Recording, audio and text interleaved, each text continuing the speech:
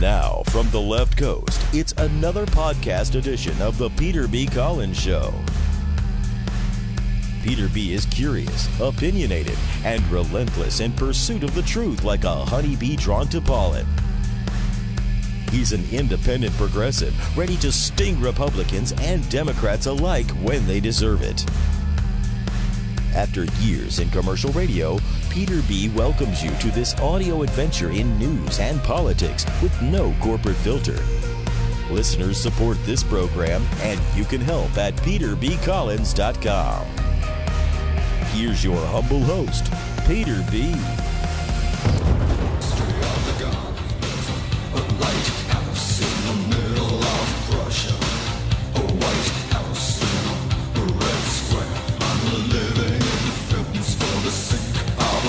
Thanks for downloading the latest in-depth interview podcast from peterbcollins.com. Journalist and historian Gareth Porter returns today to talk about what he calls the shaky case that Russia manipulated social media in the election meddling in 2016.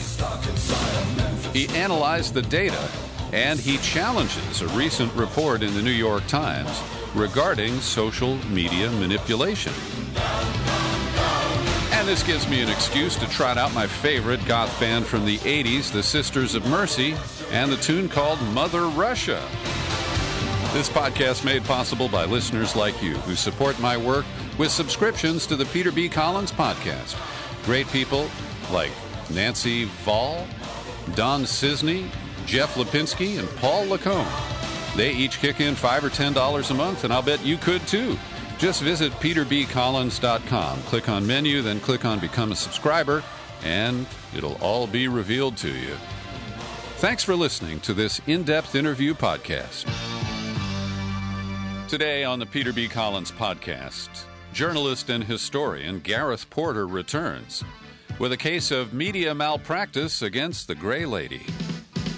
The New York Times, a prime promoter of the Russiagate narrative, ran a lengthy piece in mid-September recapping their work.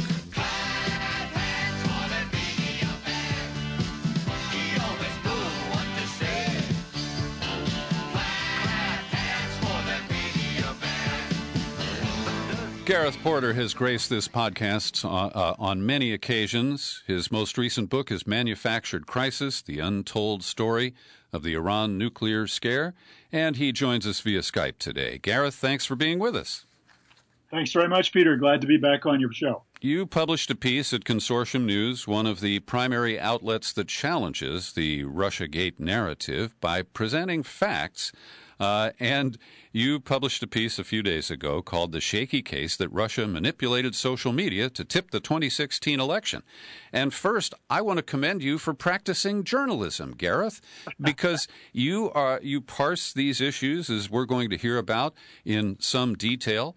And you make it pretty clear that Scott Shane and Mark Mazzetti misrepresented key information as they recapped the Russiagate narrative in a recent lengthy piece in the New York Times. Right, and you know, my story is based on my conviction that these journalists, who are not by any means among the worst journalists in the United States, indeed, I think that Scott Shane has done some good work in the past. I think these journalists failed their readers by simply not paying attention to the meaning, the significance of numbers that they put forward. In some cases, numbers that were simply wrong and misleading. They did not pertain to what they said they pertained to.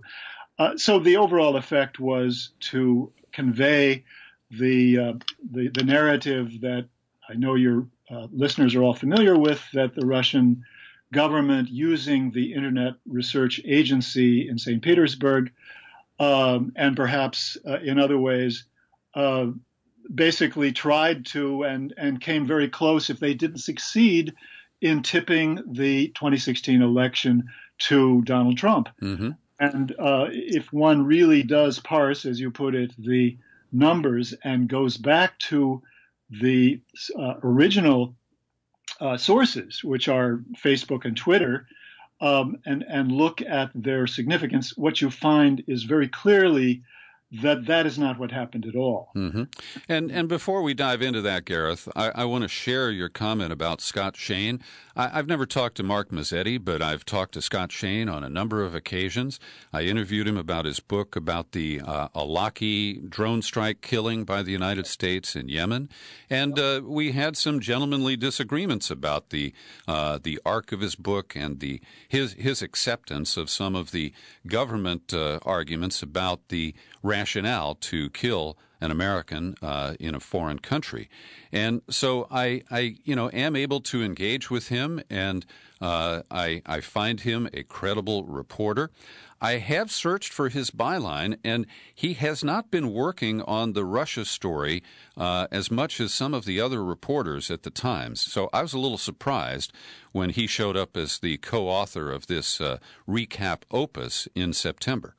You are correct. He has not been, by any means, the primary journalist at the Times working on the story, although he has written about it and indeed published a piece last September, which I quote or cite in my article, which actually provides evidence that he should have brought into his narrative, but failed to do so, that really casts doubt on one of his conclusions, which we can talk about in more detail. But the other thing I'll note is that the September piece, which he co-authored with Mazzetti, included a caveat.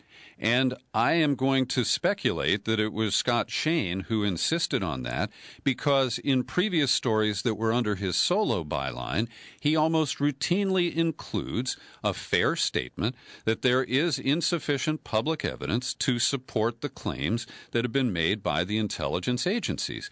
And in this piece in September, I'm going to quote, "There is a plausible case that Mr. Putin succeeded in delivering the presidency to his admirer, Mr. Trump, though it cannot be proved or disproved." Right, exactly. That is the stance that they're taking, which is a very clever, I would say, a way of avoiding the responsibility for basically a narrative that suggests the plausibility of tipping the election to Trump through the social media.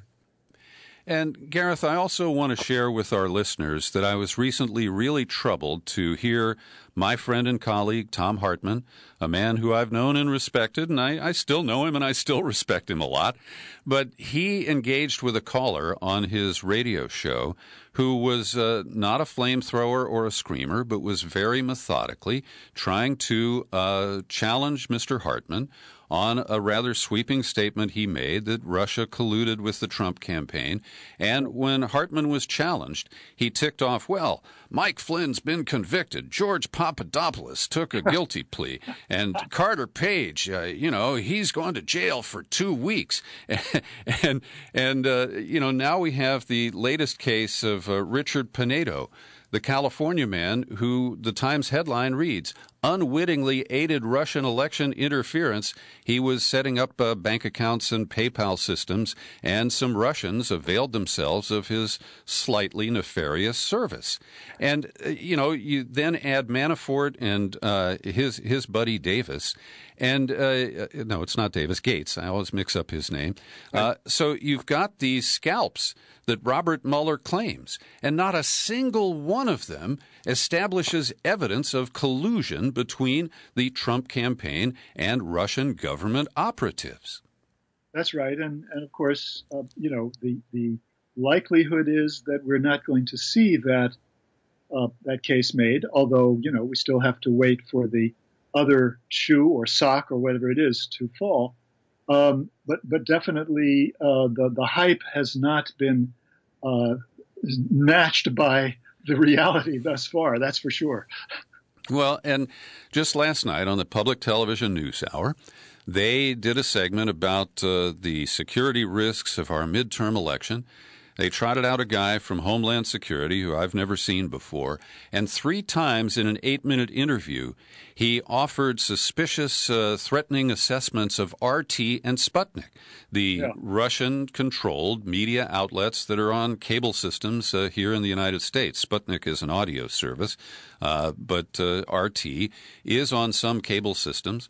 But they've essentially been banned on Facebook, and RT's footprint, if you will, in terms of actual impact in the United States on viewers and readers is so slight that to hear these claims regurgitated, that we have to fear Russian media in the United States. And Gareth, this takes denial of massive proportions, because you have to ignore all of the American-originated media that divides us, that sows division, that amplifies Trump's mania, and you know. Oh, absolutely. I mean, it's such a clear-cut picture, if one cares to look at the entire picture, that it is indeed a travesty for these media and political figures to make this case that it's all about Russia interfering with our politics.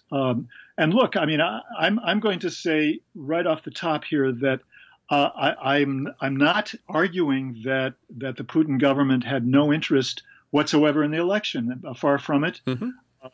I think it's quite plausible that they wanted to see Trump win when it became clear that he had a chance, and that it's still, in my view, possible that they in fact were behind the transfer of the emails to WikiLeaks. Yes, that is unproven at this stage. That's unproven. And unproven doesn't mean it happened. It doesn't mean it didn't.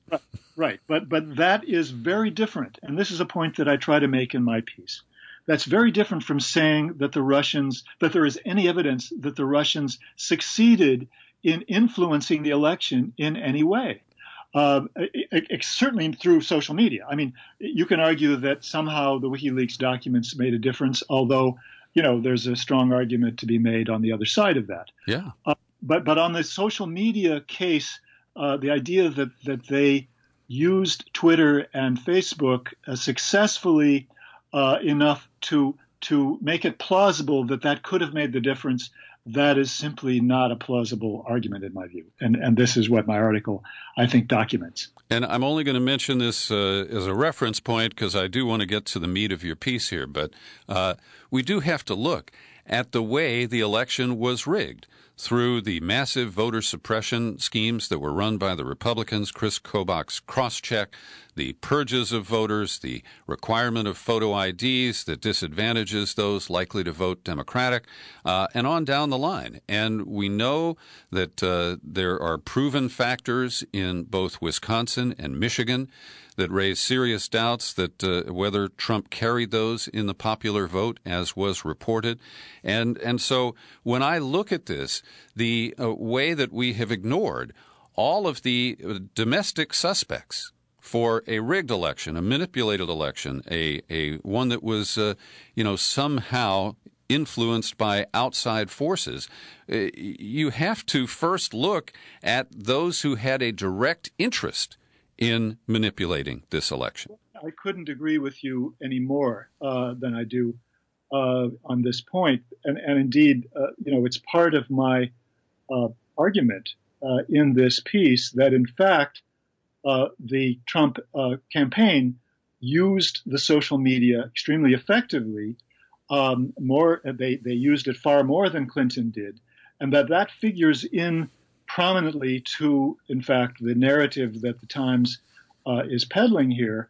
The truth is that part of what they're attributing to the Russians in their piece was, in fact, the work of the Trump campaign, very effective use of bots to project their message. And Brad Parscale, the digital guru who is now chairing the re-election campaign for Trump in 2020, he went on 60 Minutes and he bragged about how he spent $80 million with dark targeting and zillions of different messages that were micro-focused on a guy who doesn't like the Klan but has racist tendencies. And then there was a different ad for somebody who does like the Klan and has racist tendencies. and when you makes complete nonsense of the Shane and Mazzetti argument, it seems to me. And the sophistication of the Trump operation, it just, it throws so much shade on this little clickbait operation coming out of St. Petersburg, half of which occurred after the election. And as you break down, the numbers that have been trumpeted and that were repeated in this rehash in the Times are grossly inflated. So let's talk first about Facebook. 126 million people were the subject of this Russian propaganda, Gareth, and there were only 137 million people who voted. So, wow, that shows it right there, doesn't it? Yeah, that is a spectacular claim which undoubtedly made millions of Americans shake their head and say, wow, the Russians really were at work there successfully. And that's really the most outrageous thing that Shane and Mazzetti did in this piece, because that idea that 126 million Americans were somehow influenced by Russian the Internet Research Agency in St. Petersburg through their Facebook feeds is absolutely ridiculous and clearly untrue. And so what I did was to go back to what Facebook itself actually testified before Congress. And so what we find out from that is that what the General Counsel of Facebook, named Colin Stretch, I don't want to comment on that, but we'll let it stand. What he testified was something very different. He said as many as 126 million Americans, quote, may have been served one of these stories at some time during the 2-year period before the 2016 election. That's the end of the quote. And that's 2015 through 2017. And in fact, it was the basis of this was 29 million people who, in fact, were who they believe may have been served, as they put it, one of these stories during the 2-year period. And then they made an assumption that those 29 million would have shared with others in some fashion at some assumed rate. So in fact, just from the start, you have a discounting of this notion that nearly as many people as voted were reached and somehow influenced by the social media social media messages launched by the Internet Research Agency. But in fact, this is in itself not sufficient to debunk it, because in fact very little of that output was essentially election related. And Gareth, let me jump in here to offer just a little context about the advertising business and the use of data. Because I've been working in media for over 40 years, and I've bought and sold advertising. I've placed ads in different media outlets, and the 126 million people is a figure that estimates impressions, all right? An impression is defined as someone saw something, but they didn't click on it, all right? Well, in fact, it's not even impressions, Peter. It's potential impressions. Is it? Okay. That's a very different category. Yeah, and it makes a big difference, obviously, in terms of numbers. And the whole advertising game is based on jacking up the number of impressions that you claim to deliver over an audience, and then you jack that number up further by talking about frequency. How many times did you deliver repeat impressions of the same image or message to that particular person? And we the rule of thumb in political advertising is that you've got to hit somebody between 4 and 7 times with the same or a similar themed message for it to really be accepted and absorbed. Right, and it's clear that they do not have the evidence that anything like that did in fact occur. And I just want to make one further point, which goes to the heart of this, and that is that, in fact, Facebook has publicly declared, as I cite in my article, that, in fact, they find in their research that only 1 out of 10 of the stories that are posted in the news feeds of their customers on Facebook are ever actually seen. So you have to discount again by a factor of 10 from the already discounted, steep discount that has to apply to their figures. And it's impossible to estimate what the actual impact, the actual number of people who actually saw even one of these at this point. And so you've done a great job here, I think, of teasing out some of the math that really brings us into a realism zone about the impact of these messages.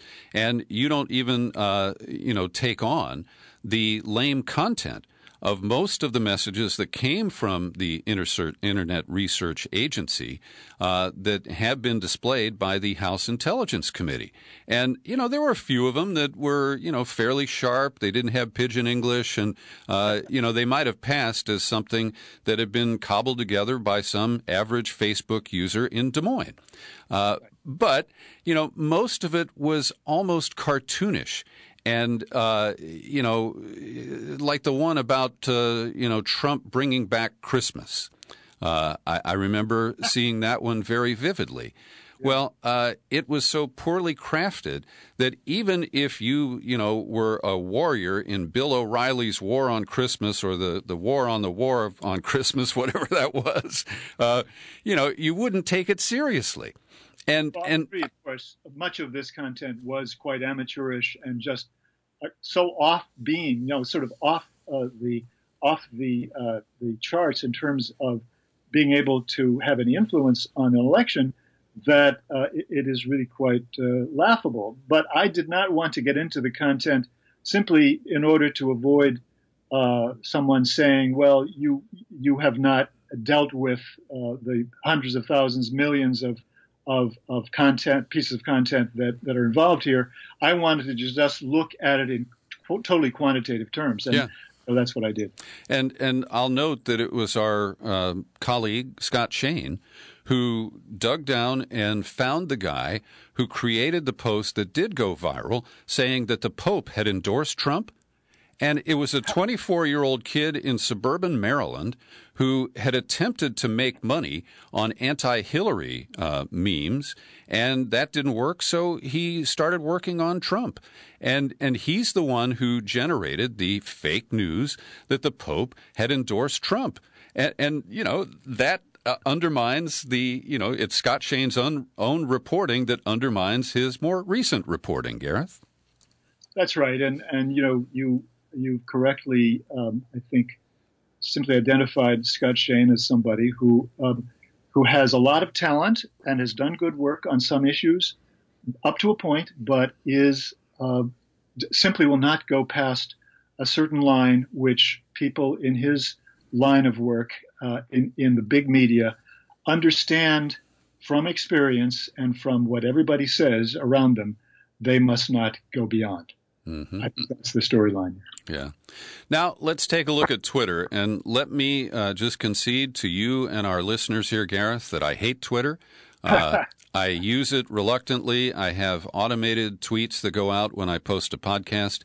And other than that, I think I've tweeted about 10 times since I opened my Twitter account. And I pity the fools who follow me on Twitter. I use it quite a bit, although not as much as most people, but I hate it too. Yeah. So break down for us how Twitter was used and or abused, how Russian bots picked up certain tweets and amplified them, and who, in your estimation, may have benefited more than the other candidate.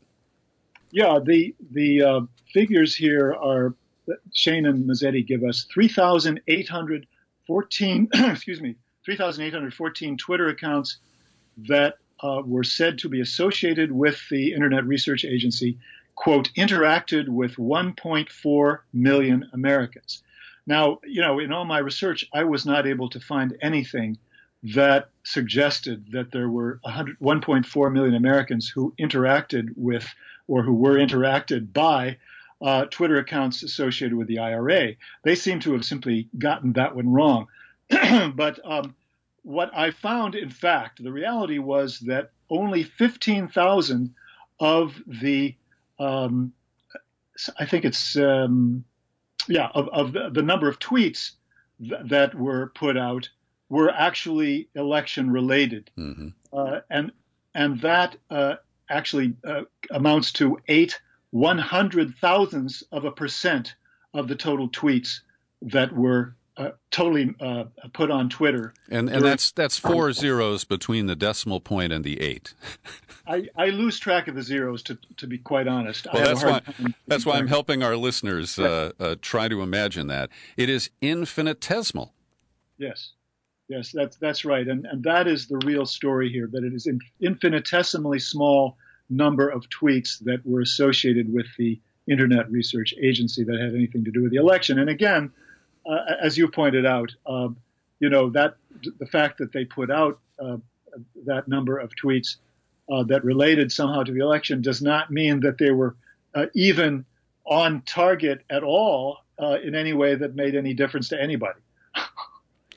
Well, and the other thing that's really important to provide further context here, Gareth, and I'll get to it in a second, but at our house, we have a little game we play when I flip on Rachel Maddow at night to see how long it takes her to say the word Russia. And it ranges from 5 seconds to 4 minutes. That's a great one. That's good. There was a little detour because of the Kavanaugh nomination that distracted her from Russiagate for a while. But what I want to point out is that there are 154 million people who are considered citizens of Russia. And we routinely make claims that, it's tied to Putin. Russia did this. And the conflation of Russian individuals, Russian entities like the profit-making Internet Research Agency. Yes, the owner is Putin's chef. We've heard that routinely explained. But it becomes almost as bad as Boris and Natasha when we hear these things described as if every Russian works for the GRU and they spend 24/7 trying to make life miserable for Americans. Right, and that's why I thought it was so important to really pin down with precision the actual numbers that are associated with this outfit and what they actually did during the election period and during even the 2 years before and after the election. So you cite, we're coming back to Twitter here, Hillary Clinton got 0.55% of her total retweets from the 50,000 bots that Twitter calls Russia-linked. Right. And this is a different part of the story, just to be clear. This is not the IRA part, but a mysterious number of 50,000 accounts that Twitter has declared they regard as associated, quote, associated with Russia or, quote, Russia-linked. So just to lay the groundwork for what you're going to say. Thank you. I appreciate that. So Hillary Clinton got 0.55% of her total retweets from those 50,000 automated accounts and 0.62% of her likes from them. Trump got 1.8% of his likes and 4.25% of his total retweets. Does that actually tell us anything? Was there an advantage on Twitter that was achieved by Russian interference that accrued to Trump? Or is this simply data that we can't really assign any context or true value to? Well, definitely Trump did have an advantage. You've already talked about that. And you talked about why he had an advantage in terms of the social media, because he spent much more money on it. He had much more clever and perhaps unprincipled people working for him who had figured out how to manipulate social media to his advantage. the main point, however, that people need to understand is that these 50,000 accounts that Twitter says were somehow Russia linked, first of all, they came to that conclusion by using several criteria which they admit essentially do not prove anything about whether the Russian government had anything to do with it or not. And indeed, I think the most important one is that they use the criterion any Twitter account that that was used somewhere in Russia or which someone in Russia accessed. Now, that leaves open a huge category of accounts which might have been sold by the Russians to an American, and which previously that account would have been accessed by somebody in Russia, because there's a huge market in Russia for Twitter and Facebook accounts which have been abandoned, which may be automated bots already, but which could become automated bots, could be used for that purpose. And in fact, Scott Shane referred to that in a story that he did in September 2017, this huge market, selling them at 10,000s and hundreds of thousands at a time.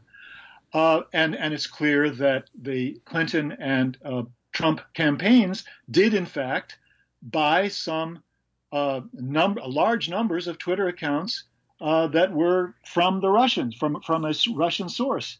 And that would account for the fact that, first of all, these 50,000 accounts generated about 1% of total election-related tweets, and a little over half of those accounts and the accounts that were generated by the 1% were automated accounts. Now, that's important because we know from Twitter that that they found that 12% of all of the election tweets that came from the Clinton and Trump people were automated accounts. 12% out of all of them were automated accounts. And so what we find is, you mentioned that Hillary Clinton got 0.62% of all of her likes and 0.55% of her retweets from among these 50,000 accounts. Now, obviously, those were automated accounts, essentially, almost all of them. And Trump got several times that number.